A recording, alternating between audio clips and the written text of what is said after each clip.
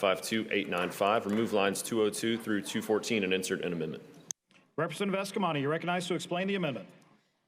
Thank you, Mr. Speaker. Members, this amendment just strikes the language that preempts electric vehicle expansion and decision-making to the state. That is the amendment.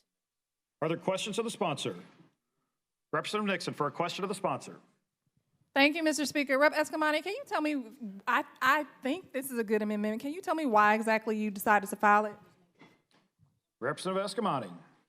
Thank you, Mr. Speaker. Thanks for that question, Rep. You know, Florida is a very diverse state. We have millions and millions and millions of residents, each who carry different ideas and different needs. They choose where they want to live often based on those needs and aspirations. And I know there are some parts of our community that are embracing the evolution of electric vehicles, who want to see more charging stations. They're putting a demand on local governments to respond to that desire. And as a result, some local governments are actually proactively building new projects on the commercial side and even an apartment buildings or residential where they're turnkey. They're ready to be converted to EVs when the time is right. I am concerned that the preemption is going to slow down that effort, and we really should allow local governments to have a say in that type of disruptive technology versus things get slowed down by red tape by the bureaucracy of state government. Are there any questions you don't know the answer to? Any questions out there? Seeing no further questions. Are there amendments to the amendment? None on the desk, Mr. Speaker. Are there substitute amendments? None on the desk, Mr. Speaker. Is there debate? Is there debate? Representative Alvarez, in debate. Mr. Speaker, while the amendment may be well-intentioned, I want to make sure the House understood that this is a very unfriendly amendment. Any further debate? Representative Robinson, in debate. Thank you, Mr. Speaker. And I just want to thank Rep. Eskamani for filing this amendment. And when you made that explanation, this is what I was thinking, so I'm glad that you asked this question, Rep. Nixon, because, yes, we always talk about how government is closest to the people. You just stated how we are a state that has, 67 different counties, and I think like over 100 and some different municipalities. And people should actually be able to choose what's best for them. We understand that some things the state should have control over, but this is not one of it. Preemption in this manner is really, really bad. We need to allow communities to decide what's going to work in their community. So thank you for filing this amendment, and I would encourage all of my colleagues to please vote up on this amendment. Is there any further debate? Any further debate? Representative Eskamani, in debate. Actually, Representative Eskamani, you're recognized to close. Thank you, Mr. Speaker. Thanks for clarity.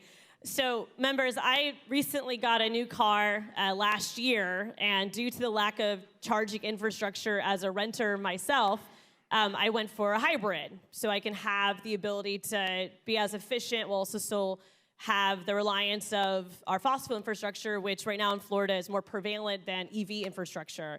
I would like in 5 to 10 years where when I make that decision again, there'll be enough EV infrastructure for renters like myself and in my community to see a pathway where EVs are going to be a more clear option. And hopefully at that point, the costs will be reduced as well, because we've increased the environment for people to have choices in the type of vehicle they want to use.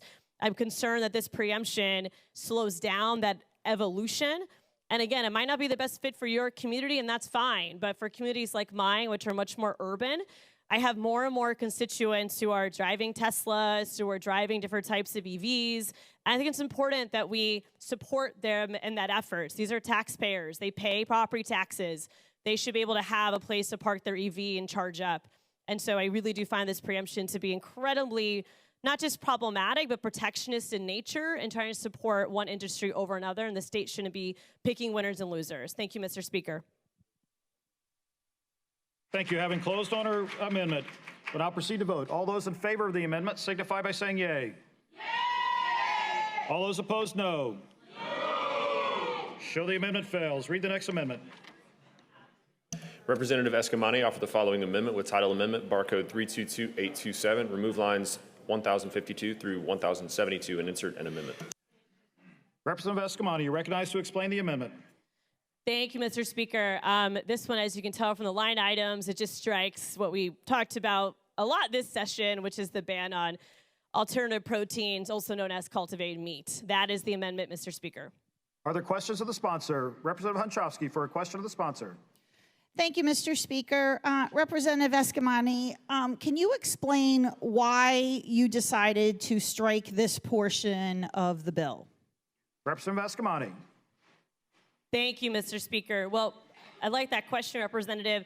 Again, to go back to my earlier point, I don't think the state of Florida should be picking winners and losers and allow corporate capture to take place, where we're basically bending laws to benefit a specific industry. I actually don't think cultivated meat will threaten any industry because it's not going to be an option that people choose for themselves. But I have a lot of concern in us getting between the consumer and making that decision. I obviously empathize with safety concerns, but I would argue that the FDA gives us guidance on different products, and the FDA in particular goes through a very, very rigorous process on food products. And so I find that this complete preemption of this product to be anti-free market and not in the consumer's best interest.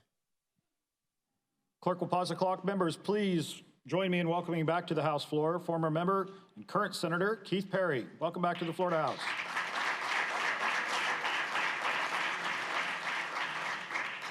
Are there any further questions? Are there any further questions? Seeing no further questions, are there amendments to the amendment? None on the desk, Mr. Speaker. Are there substitute amendments? None on the desk, Mr. Speaker. Is there debate? Representative Hunchofsky, in debate. Thank you, Mr. Speaker. And Representative Eskamani, I want to thank you for this amendment. For those of us who've heard this bill over and over again, this banning of the cultivated meat is kind of disturbing on a couple of fronts. We keep being told about safety, but I did a quick Google search of foods that cause cancer and are not considered necessarily safe or recommended to eat a lot. They include hot dogs, salami, sausage, ham, corned beef, beef jerky, all things which I enjoy eating, including the Big Mac, which is something people don't recommend, not considered safe food, and yet it's still allowed to be sold with labeling, with what's in it and the ingredients and all of that. My concern with this is the message we're sending to businesses, to new technologies that are looking for a place to invest in this country, and that they might not look to the state of Florida. Every time we're changing goalposts, we're acting from a place of fear as opposed to a place of fostering a spirit of innovation. And let's be clear, no one who's opposing this ban is anti-safety, because there's nothing here that is seen as unsafe. Additionally, if you know you're buying cultivated meat, you're making that choice. Just like you're making the choice to buy a Big Mac, just like you're making the choice to have that extra ice cream, or those other foods that may not be the healthiest option for you. My biggest concern here is this message we're sending. We're doing it in a couple of industries. We've done it with other businesses, that if we feel we have someone to protect, if we feel there's someone we like a little bit more than we like you, that we change the rules of the game. And I don't think that that is the spirit upon which this country was founded. I don't think it's a good business model for the state of Florida. And therefore, I want to thank Representative Eskamani for getting rid of this cultivated meat ban in her amendment, because I think we should be fostering a good environment for businesses to come here to operate safely, and for consumers to also be aware of what they are purchasing and having that choice. Thank you. Representative Alvarez, in debate. Mr. Speaker, I'm sensitive to the argument. I completely am. But the truth of the matter is, I am choosing a side, and the side we're choosing is the citizens of the state of Florida. And we will discriminate against anyone who tries to hurt them and harm them, or not even give us enough information to make informed consent. So my final message is, this is a unfriendly amendment. Is there any further debate? Any further debate? Representative Eskamani, you're recognized to close on your amendment. Thank you, Mr. Speaker. Members, I don't believe in protectionist policies. I don't believe in picking winners and losers. And I think it's really important for us not to do that in this chamber. You don't have to eat this product. In fact, the product isn't even sold in Florida at this time. And for us to stifle that type of innovation by eliminating any type of profit option for those companies, you are going to stifle innovation just by default. We're competing with universities across the country. Why do research in Florida when you can't sell your product in Florida? We're also just one of the largest states in the union. We're a state of high demand for any business. We're basically saying that Florida is off the market, and I just think that's so dangerous for our economy. It's dangerous for small business development, and it doesn't make sense when it comes to the principles I know many of us talk about every day in this chamber. I asked the question earlier about is regular beef safe? Because though the United States has beefed up, pun intended, our inspections on beef since the 1993 E. coli breakouts in Jack in the Box, it still doesn't mean that even your typical everyday meat product is safe. Some of it's also imported from other countries. Also doesn't mean that your fruit is always safe. To this day, we have lettuce recalls because most of our crops are not as heavily inspected as beef products are. So if the issue is safety, why don't we beef up the safety on other types of produce? We're not. It's not genuine to just pick one item over others when there are safety concerns all across the United States when it comes to any type of food product. And so I do encourage folks to stand with the free market, embrace disruptors, don't be afraid of change, and let's vote up on this amendment. Thank you, Mr. Speaker. Thank you. We will now proceed to vote. All those in favor of the amendment signify by saying yay. Yay! All those opposed, no. No. Show the amendment fails. Read the next amendment. Representative Eskamani offered the following amendment with title amendment, barcode 647669, remove lines 1054 through 1072 and insert an amendment. Representative Eskamani, you're recognized to explain the amendment. Thank you, Mr. Speaker. So this amendment keeps the definition of cultivated meat products, but it does remove the ban, but instead it adds a label. So it would require that any cultivated meat product sold or distributed in this state must have a label that says, this is cultivated meat. Cultivated meat is a form of cellular agriculture where meat is produced by culturing animal cells in vitro.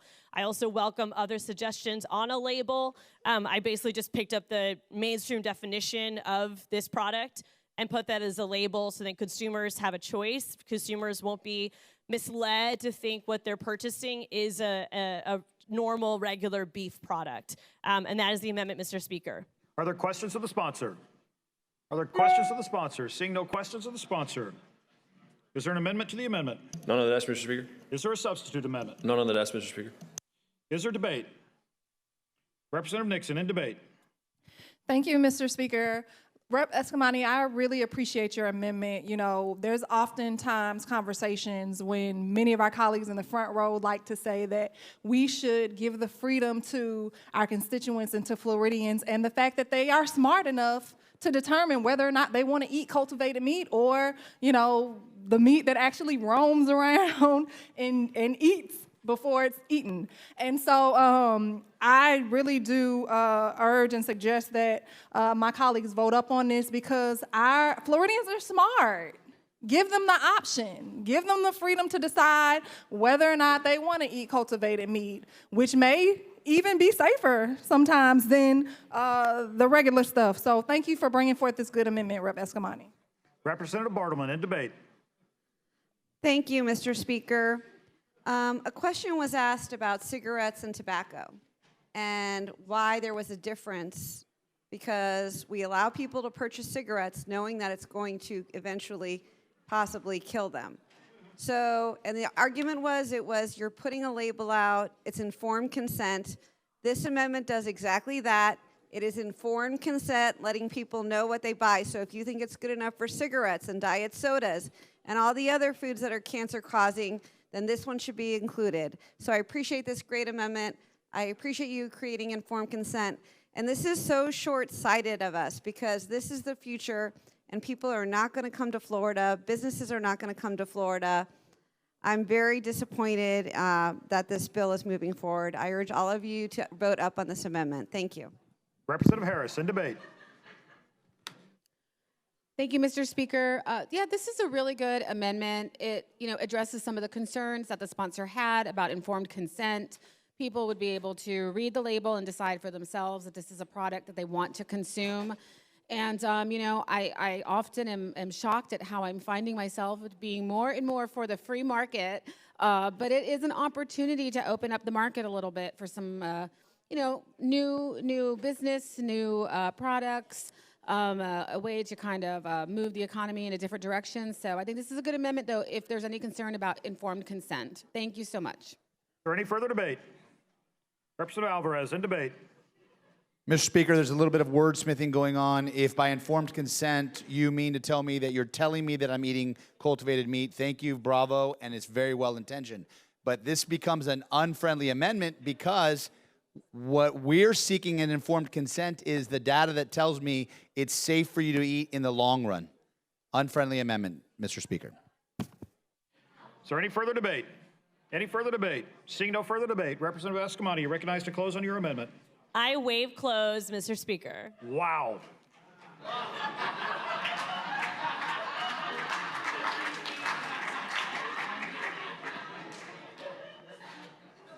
Welcome to a very special day, members. All those in favor of the amendment signify by saying yay. Yay! All those opposed, no. No. Show the amendment fails. I guess the day wasn't that special. Read the next amendment. None on the desk, Mr. Speaker.